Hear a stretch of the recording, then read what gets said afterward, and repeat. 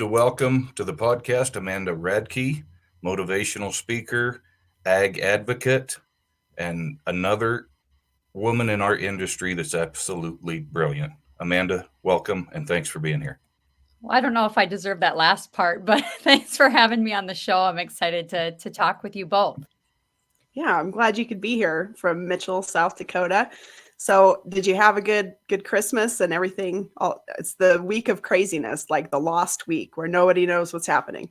Yeah, up in South Dakota, we have had such a nice fall and early winter where we didn't even have to wear coats to go out and do chores. And then Christmas Day, we got 2 inches of rain followed by snow. So now it's like a weird, muddy mess. It's something. But winter was going to start at some point. So I guess we're just facing reality now. But compared to last year, we had such an insane amount of snow this time of year. So it still feels pretty easy compared to previous winters we've had to bear up here. Yeah. We just had like 15 inches of wind. That's all we had. And it had like frozen, snowy sleet nastiness blowing around. And that was on Christmas Eve. So the irony was not lost on me that while all of the first gentleman's comments about me being an animal hater and anti-animal were being texted to me while I was out feeding cows in a icy wreck.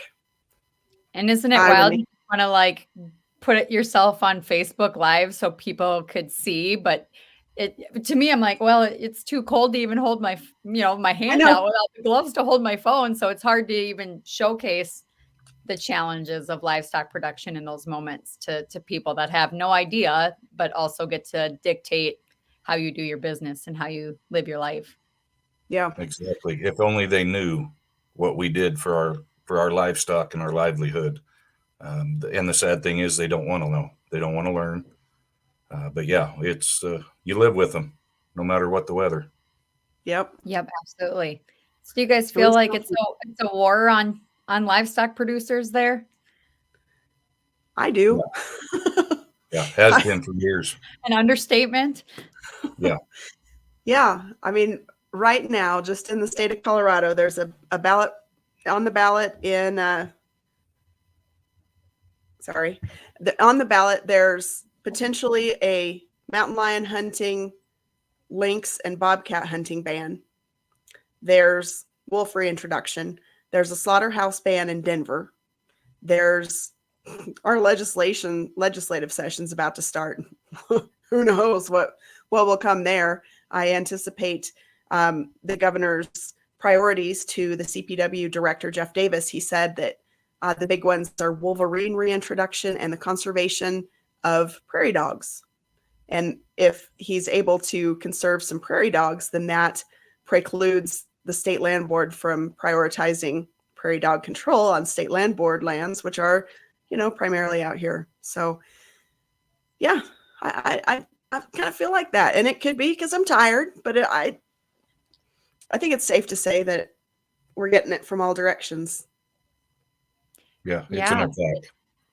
And I have to applaud you both for being, willing to be on the front lines and talking to people, telling people what's happening and giving people, the insights to take action and to kind of empower people. I know what that feels like. And you mentioned like, maybe I'm just tired, but that's the thing. These battles are exhausting. And I always tell people that not one person can carry the load, but if we all lift together, if we all speak out, I've had people tell me, because we have issues in South Dakota politically too, believe it or not, in a red state that's really centered around climate change of all things that you wouldn't think would happen in a Republican-led state like South Dakota. And I've had people tell me like, you're on the losing side of these things. And it's like, yeah, if I have that mentality, we've already lost then. If you just stop speaking out, if you stop fighting back, if you stop, getting people engaged in the conversation, then you've already lost. I did see someone from Colorado post like, well, this is happening, so we have to build good relationships with the government to make this work for everybody. How do you guys feel about that sentiment? I kind of thought that was, it was feel good, but this isn't common sense legislation. This defies reality, a lot of this stuff. Well, on the wolf deal, I mean, it's like toothpaste out of the tube. We can't shove the wolves back into the crates and ship them back, but like it's here and we have to deal with it. But we have to keep being on the front lines and doing that good reporting and doing that, being professional, because the voters in this state need to side with agriculture and bring us into the mainstream. And I think we've seen that happen a little bit with the Denver news stations and Denver Business Journal, Denver Gazette, Colorado Springs Gazette, Colorado Politics, Wyoming, the Cowboy State Daily, 850 KOA, all of those embraced my coverage on the wolves and talked about it. And so it's bringing ag more mainstream so that it's not just like us versus them. We don't have the votes. Like acres and cows don't get a vote. So we need some of those common sense mainstream voters to vote with us and hopefully hold the government accountable, because right now nobody is. Well, and we would love to work with our government. We would love to, but they're so one-sided. It's my way or the highway. They don't want to listen to us. They don't want to understand us. It would benefit the entire state and the industry if we could work together with our government. But until they decide, maybe these people do have a point and maybe we should listen and maybe we should go learn what they do. Until that happens, it's so one-sided. And like Rachel said, we're so outnumbered in votes. It's going to take a lot to get them to see our side. Yeah, we are seeing a lot of blue legislators, though, questioning what the Polis administration is doing with CPW, and they're kind of rocked back on their heels right now. They're realizing that the accessibility and the transparency is not there, and it needs to be. So there's some big names on the other side of the aisle that I think are seeing what's really going on. But one of the things that we're really proud of, and we're super proud of Jason for, because he's like the grand poobah of this, is the Meet-In Day, which came about several years ago, and that's coming up on March 16th. And we actually have a new sponsor, which is the Crowley County Meet-In, which will actually be on March 30th down south in Crowley County at Big Blue and Ordway. So we're really excited to have the Crowley County Meet-In as a sponsor of the podcast. That's exciting too. But that's wonderful. I'm sure that you've heard a lot about the Meet-In. I know you've been visiting with Jason about it. I mean, yeah, I'm excited to connect with you guys about this, because I've been speaking about the Meet-In Day for, what was it, 2021 or 2020? 2020.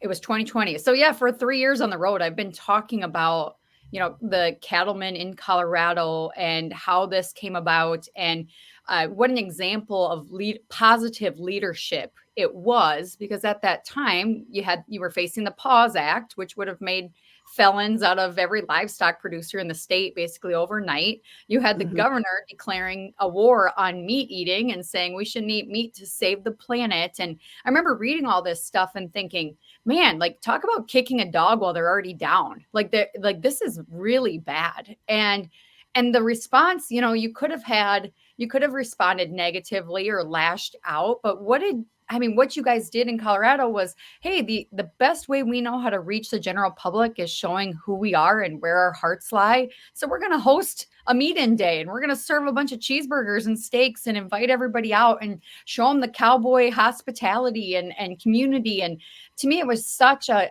great positive outreach. And then the fact that you guys have continued it on and kind of just, like I said, set the example for other people about how to respond. And what really stuck with me was that hashtag Meet-In Day just kind of went viral, and people all over the country were using it and talking, beef recipes and pasture tours and all those things. And yet as soon as it was over, it was like that all died away. But it was like, to me, if we all did a little bit of that all the time, if we had a consistent outreach, or like, let me show you what my life is like. Let me show you who I am and what our challenges are and how we do this as a family. And people would fall in love with what we do in the cattle industry. So I just have to congratulate you guys and commend you on your efforts. And like I said, just kind of blazing the path for other people to follow in a way that's positive and moves the needle. Well, thank you. Yeah, That thank was you very that was much. not our knee-jerk reaction in 2020. Well, it wasn't mine either.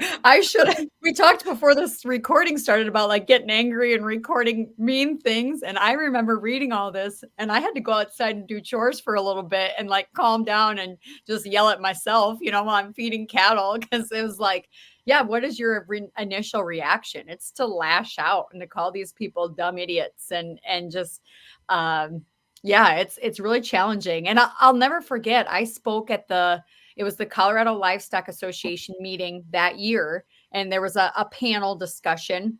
And I think I was asked to talk about egg advocacy. And, usually at these conventions, half the people check out because they're like, oh, I'm not going to use Facebook or Instagram or TikTok to talk about agriculture, And so I didn't really expect a wild enthusiasm for the topic. But that day, it was like standing room only. I think this might have been June, like after the meet-in day, possibly, if I'm thinking right, the timeline.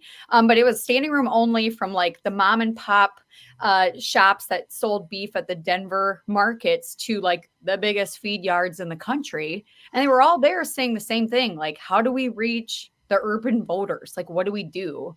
Because your backs were against the wall. If that Pause Act had gone through, it would have been it would have been the end of Colorado agriculture as we know it. And so I talk about that in my speeches too, is like, we can't wait until our backs are against the wall and we have no other option but to fight. Like if we get on the offense, and which is what the meet-in day really is, we can make such a better difference and not wait until these regulatory burdens come about or these ballot initiatives, because we've already got champions on our side that'll fight alongside us that understand, hey, I want access to meat. I want it to be affordable and available. And all of these things coming out are kind of the opposite of that.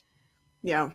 I think it's so unfair because all of these things really make it more difficult for families, especially on the margins, to feed their people, to feed their kids. And I think that is the most unfair thing that these elitists, in the name of animal cruelty or climate change or whatever camp you want to die on, they're just taking food, making it less accessible for the people that already are struggling to feed their families. And I think that's just despicable. But the meet-in days, we've really, I say we, what I mean is Santomaso has really raised a lot of money, and there's meet-in days all over the place. I don't know total statewide what we've raised, but I think just the Sterling, the Logan County one with Santomaso, I think he's edging in on like $750,000. So has anybody sent Governor Polis a letter thanking him for all the increase in beef We sales that talked he about accomplished? So he said that after. He's like, well, he tried to turn it around and be like, they should really be thanking me. Yeah, he tried to take credit for it. Oh, But yeah, and one of the cool stories about the first meet-in is I was gathering up buns and all kinds of stuff from our local stores, and there was 2 Nebraska families in there, and they had carts full of meat.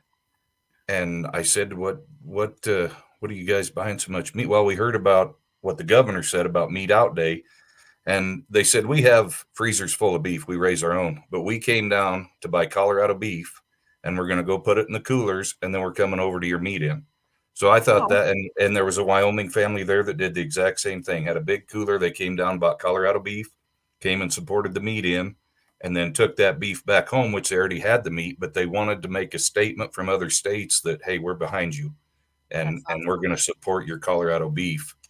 And yeah, right now we are at 422,000 in 3 years. The funny thing, the first year when this first came out, I was sitting at my desk at the office, and I read it and yelled explicitives and threw my chair back, hit the wall. Mom and Dad they hadn't heard it yet either. And I said, listen, here's the deal. Meat Out Day is what he's declaring. So we're going to buy hamburgers, hot dogs. We're going to serve them. It's going to be free. People can give a goodwill donation if they want to eat. And we're going to do a little charity auction. We'll figure out what organization here in Sterling needs the money. And I made one phone call to Industrial Welding, JD Stone. I said, I need a big metal Meet in 2020 sign. I don't care how you do it. I don't care what it looks like. Use your He came out. I think it's 3 by 5 foot cut out, got cattle. It was amazing. And talking to some of the guys that helped me set it up, I said, man, I hope we can get 10 or 15,000 out of this auction. And it turned out our first year was 130,000. Second year was 164,000, and last year was 128,000. And like I said, I made one phone call. I just wanted a neat sign, and people started. Cargill, Kenny Meese over at Cargill called and said, "Hey, can we help with the meat?" I said, "Oh, that'd be great." Heidi Tribbett at Mike's Meat Market called. "We want to help with meat. Your Choice Meats, the Mag boys at Wiggins. Hey, we'll donate the hot dogs." And then the items just started pouring in, and I kind of sat back and looked at my wife one night and went, "What did I do? I don't have any more room to store items." But it was unbelievable, the response, and it was during COVID. I mean, we Yeah. weren't sure what kind of trouble we were going to get in for having a big gathering during COVID, but we didn't care either. It was people were cooped up and mad anyway. And then when Polis came out with this meat out, the farmers and ranchers went, "No, sir, we're not doing that." And they fought, and the response was absolutely amazing. And we weren't going to do it the next year. And I had a guy that spent quite a bit of money at the auction. He came in and said, "What day are we doing it next year?" I said, "I don't know if I'm going to do it again." He said, "We're farmers and ranchers. We're eating meat, buying guns, and drinking beer. Why would we not do it again?" I said, "You know what? You're right. We're going to keep doing it." And bringing up the COVID deal too, I kind of forgot about that extra layer of it all. But it was a real symbol of a little civil disobedience and freedom loving Americans saying, you know what, I'm kind of tired of the government dictating who and what industries are essential. And our industry is essential, and our community is such a big part of our industry. And we're going to gather together in community. And yeah, we understand the risks, but we understand what the government is saying. But at the end of the day, we have to fight for our livelihoods and our kids and our grandkids. And to me, I think it gave a lot of people the permission they needed of somebody saying, you know what, life goes on, and we're going to keep going. And I think that was amazing. My daughter and I, we actually, during that time, I was using the hashtag too and trying to help promote, but we did a fundraiser with my website, and we earmarked money for, I can't remember how many days I did it during that meet-in week, but we ended up using that money to buy 2,000 beef sticks to donate to our weekend snack pack program in Mitchell, my hometown. And when my daughter and I went to go deliver it, I really wasn't that familiar with the program in town. But there was no animal protein. I mean, these kids get granola bars, they get cans of green beans, they get macaroni and cheese. And this is for the kids that are on free or reduced lunches. And so the teachers send them home with a backpack on the weekends to make sure they can get a decent meal when they're not in school. And so it felt really good to get some animal protein in those bags. And I didn't continue that, but I really probably should pick that up again, because it just reminded me of what does everybody donate? They donate, the non-perishable boxed processed junk. And it's like, now our kids need animal fats and proteins too, to really thrive. Absolutely. That's a great thing. And we have what's it called, Rachel? Beef sticks for backpacks. We have Beef a program sticks for like that backpacks. in our Okay. schools. Yeah, that they do the same thing. They give. So yeah, great idea, great program. And We're thank you. actually welcoming the First Lady of Wyoming, Jenny Gordon, onto the podcast later in January, and she's going to talk about her beef sticks for backpack program. She does a lot of hunger initiatives there in Wyoming. She does great work, Awesome. and she's got a Awesome. similar program, so she's going to come on and talk about that. Very cool. Well, and Amanda, I just read on your Facebook page, you're the keynote speaker at the New York Beef Producers Annual Conference. That's cool. Yeah, that's going to kick off the new year for me. I'm headed up to Syracuse, so nothing should go wrong flying from South Dakota to New York in the middle of January, but we're going to get there. One of my favorite things to do is work with cattle producers that are doing direct to consumer sales, which is really kind of a tough conversation to have back in places like South Dakota, where the cattle outnumber people 4-1, and people think like, oh, there's, absolutely no money in this. But I go out to the coast, and I've done this in Pennsylvania and Virginia, and worked with these producers that are doing direct to consumer. I have one family that I met, they're making $8,000 a head on their beef animals. And like just selling steaks. Now, granted, in that part of the country, farmers markets are big year round. And like when you're driving along the coast, all these farms are kind of scattered along the main drags. So you can just pull in. They kind of have, their little shops set up. So it's really easy to access these consumers. But yet I look at even in Mitchell, South Dakota, the population is 16,000. There's some people to sell beef to here. And so that's what I tell people. In fact, there was a guy from Colorado. I had written about this because I had said, the reality is we're losing 1,300 cow-calf producers each year in this country. In the last 20 years, we've lost 75% of our family feedlot owners. I mean, people are bleeding red each and every year trying to hang on to their beef businesses. And yet across the country, I'm meeting first-generation beef farmers that are making a go of it. They're selling little 3-ounce bottles of beef tallow that they're making for $80 a pop. I mean, they're being very profitable because they're not following the preset rules that exist of like, this is how the cattle business is supposed to look. And so they're just blowing the lid off the thing. They're profitable doing it. And I'm like, there's opportunities out there.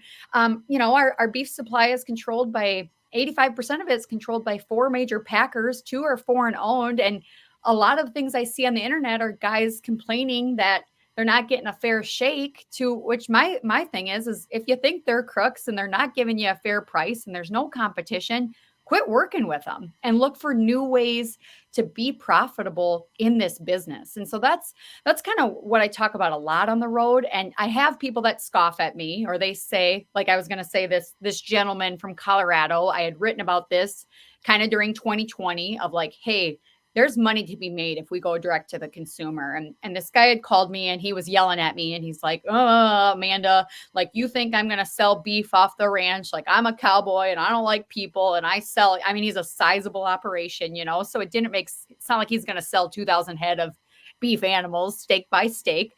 But I said, you know what? I said, are you making money right now? And he said, no. And I said, well, pick your hard, because going bankrupt is hard too. And, he got super mad at me, hung up the phone.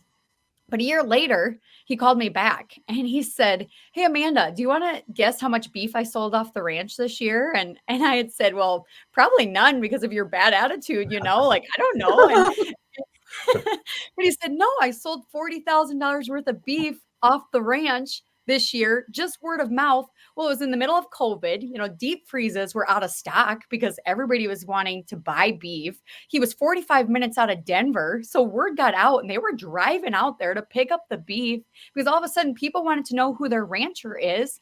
And, I'm sad that it took a global pandemic and bare shelves for people to wake up and say, like, I need to know a farmer. But that was exactly the opening we needed to be like, yeah, you need to know us and we can provide you solutions. And these people are willing to pay a premium for it. And so I try to get people to look outside the box, because I think it's going to take a lot of creativity and innovation to be in this beef cattle business. We're seeing dispersals every week. And to me, it's heartbreaking and it's dangerous to our food security and our national security and our food supply. And the solution to me is keeping as many families on the land as we possibly can, because if the world shuts down again, I don't want all my food in control of just a few major players. I want a farmer dotted across every mile, every section, every county, every town across America, because that keeps us safe and free and fed. And so I don't know. I know people get skeptical about that mentality because it requires such a paradigm shift. But what's the one thing people are going to need? If everything goes to heck in this country, they're going to need to eat, and they're not going to want to give up that nutrient dense product like beef. And we are the solution.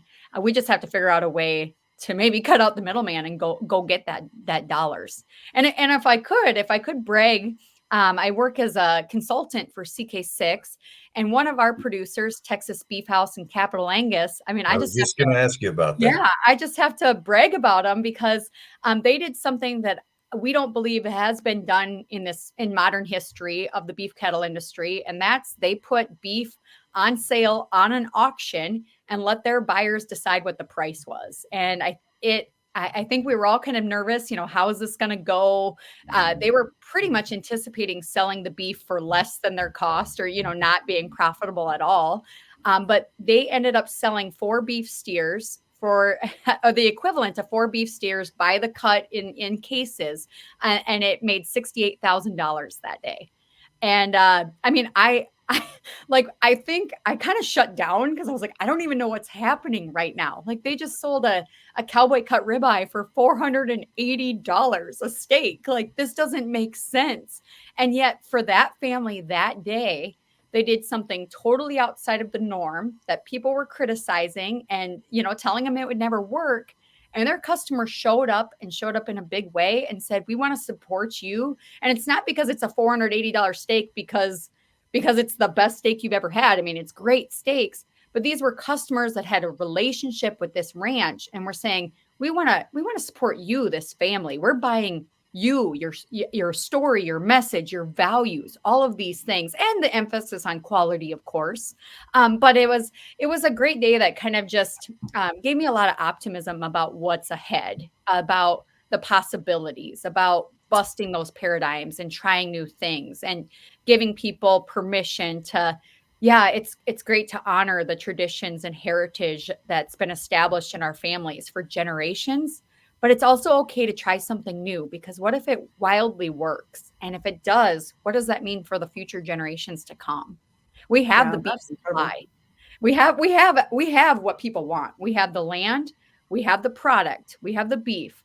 And I think our biggest task moving forward, and that's what you guys are doing in Colorado, and that's what I'm trying to do in South Dakota, is maintaining control of our land, of our livestock, and our ability to manage these assets as we see fit. Because if the state has their way, if the government has their way, we won't have the option to manage our land. We won't have the ability to manage our livestock. And then what does that equal? We won't have the ability to feed ourselves to either, because he who controls the land controls the food, and who controls the food controls the people. So I probably sound like a tinfoil hat wearing conspiracy theorist, but to me, that's what this is all about. And it's happening in every state across the nation. It's happening in our federal government. And the only people that can stop it, I believe, is the American farmer and rancher. If they truly understand what private property rights and freedom really means and how those two things connect and tie together. Absolutely. Well, yeah, and I thought that beef auction was amazing. And another thing I think we need to start maybe thinking about, we used to have fat cattle auctions all the time. They still have them a little bit back east, but if we put them fat cattle at live auction and let the packers fight over them, I'm pretty sure that's going to drive the price up. But that's just mine. But I do want you just talk real quick about CK6 Consulting and Chris Earl. I listened to him on your podcast the other day. You talk about a pioneer or a man at the forefront of this industry trying to find different ways to promote beef. He's Yes. amazing. Yeah, he's really wise at being able to look at the cattle industry from the front back, meaning looking at the marketing options and how to really capture value. I think one of the biggest mistakes producers make is, I'm just going to do a good job of raising good cattle and managing my land well. And if I do that, I will be rewarded in the marketplace or the people will come. And I think that's okay. But where I think a lot of people fall short is saying, no, I have to follow through on the marketing of this. It's just like me with my retail business where I'm selling, books and t-shirts. It's like, I have to find who my customer is and work backwards instead of the other way around. I could have a ton of products on my site that never sell because nobody wants it. And so I think finding who your customer is, who is your ideal client, and then providing them a product that they want and then working your way backwards is I think that's really what Chris Earl and CK6 does really well. And honestly, joining that team here in the last year has been such a godsend for me because I'm really able to kind of practice what I preach in my speeches. I'm working with producers, helping them get their payday, helping them market their animals and try new things like a beef auction. And so it's been really rewarding, and he's a man of great faith, as is the whole CK6 team. And so it really feels aligned to work with people of similar values who understand, the blood, sweat, and tears that go into this business and helping empower people to really take control of their marketing efforts to truly capture the value of their hard work throughout the year. That's awesome. I was really impressed listening to him, and it'd be fun to sit down for an hour and just listen and not say a word to what Chris has to say. Oh yeah, I could probably have him on the podcast every week, and I don't think people would get tired of hearing from him. But he's not just really the thing that I think that makes him unique is he's not a consultant. You know, he doesn't just show up in his super clean boots and his starch shirt and say, "I'm here to, take my 5% on sale day." He's a rancher in New Mexico that's living the life and understands the sacrifice and the investment required, and can see the ups and downs in this business because he's living it. So to me, those are the types of speakers I enjoy listening to at conferences. Like, do you have skin in the game? Those are the people I want to learn from. And so, yeah, it's same thing there. Rachel would appreciate this, though, being a journalist. I met Chris a couple years ago, about kind of during the pandemic, and he was up here in South Dakota visiting clients, and I met him for coffee. We actually went to church and then coffee. And then we talked for a few hours there, just kind of getting to know each other. And he had sponsored one of my books, Faith, Family, Freedom. But he had told me I was writing for a national publication, agriculture publication at the time. And they had basically told me that I wasn't allowed to write about ag policy anymore. I wasn't allowed to write about my faith. I wasn't, for 13 years, I'd written about every president that had come through, that how it would impact producers, and all of a sudden Trump made these folks squeamish. And so wasn't allowed to write about ag policy, but I kept pushing the envelope a little bit. And when I met Chris Earl, he said, they're going to fire you. And I said, yeah, I know. It's just a matter of time. I'll let them push me out. And he said, well, when they do fire you, I want to be there for you because I can see, you're sticking your neck out. And I just want you to know you're not alone, when it happens, which was just crazy coming from a complete stranger. It's like, oh, okay. But a week later, they did fire me. And my last blog post was talking about, my family and our production methods. But one of the notes on there was talking about the importance of prayer and faith to get through the hard days on the ranch. And so I thought it was rather fitting that was my final blog post. And, after 13 years of writing 4 blog posts a week, including writing when I'm in labor in a hospital having babies. I never missed a deadline. I got a 1-line email that's with all of the lawyers attached that said, "You're done." So that was my forever last stint in corporate America. But it's been a blessing ever since to be able to just write and speak and podcast on topics from without anybody dictating to me what I can and can't say. It's been very freeing. And then to have the support of people like Chris Earl that say, yeah, you go, girl. And we've got your back when the heat comes. It means a lot. It does. It's awfully nice when the cavalry shows up. Right? You know how that feels. I do. I was pretty glad to see them show up. Whew. The editorial it is board a lot to take on your own. It really is at times. And so you got to have good people in your corner that are saying, you got this, Yeah. The editorial board there at the 3 big papers in Denver met on Christmas Day to defend me in their column. Oh. And I thought, whew. Hey. And thank goodness they did, because I was getting a little nervous. Okay, I need to read that article, I think. I don't think I've seen that. Oh, they didn't hold back. It was a doozy.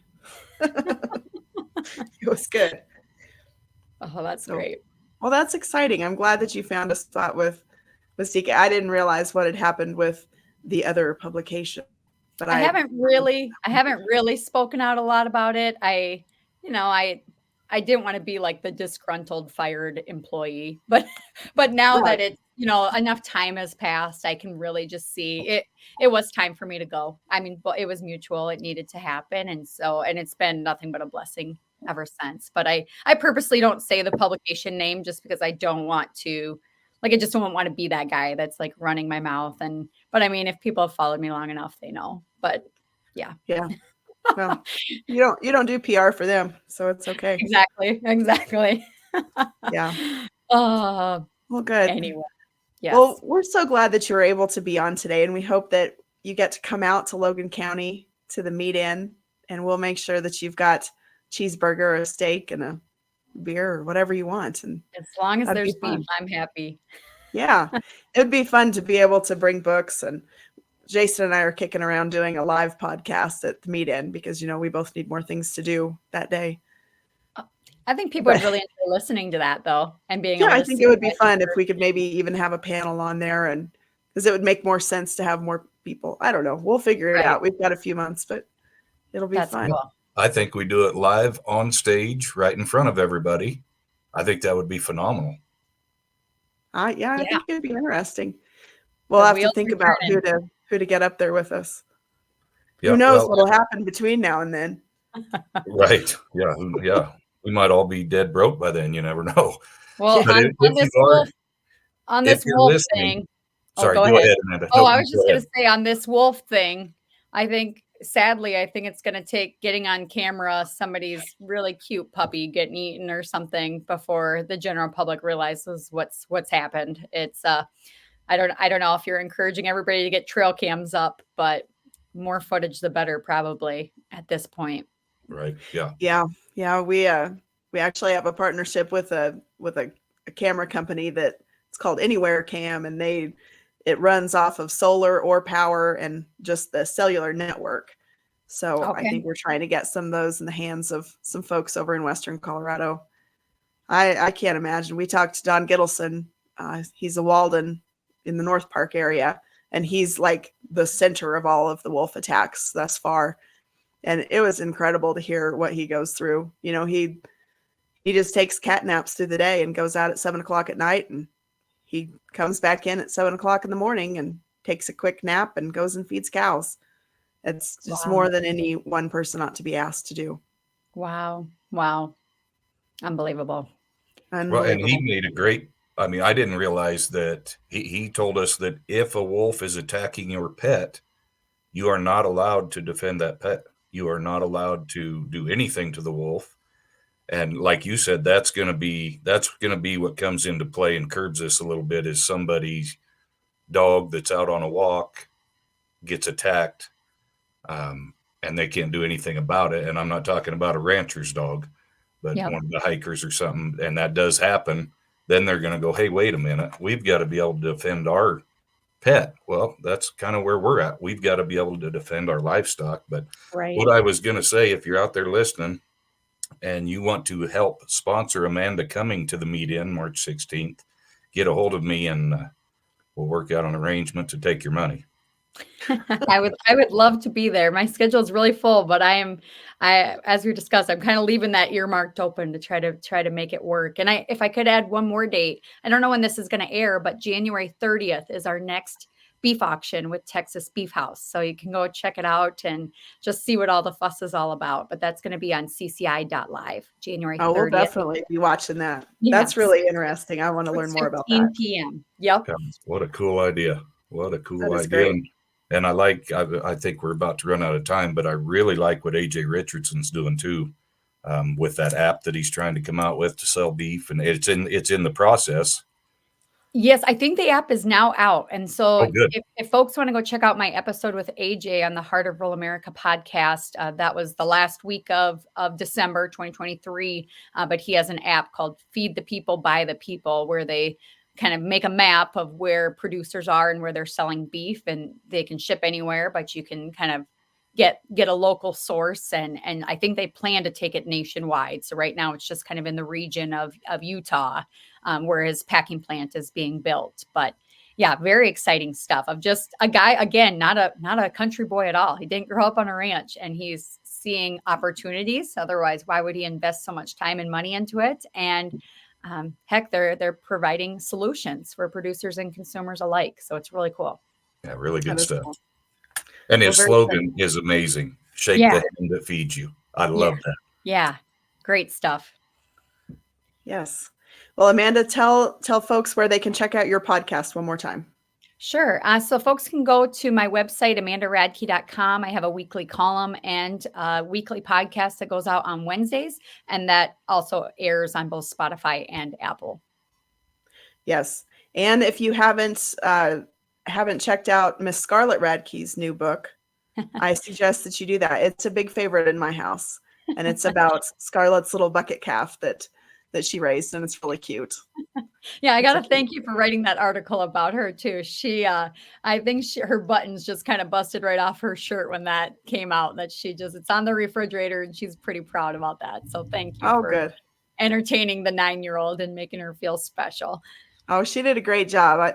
The refrigerator writing is really where my heart is. If I write something that gets cut out and put on a fridge, then I have done my job. Yep, you've made it. Well, thank you guys so much for having me on. Thanks for being here. Thank you, Amanda. Appreciate it.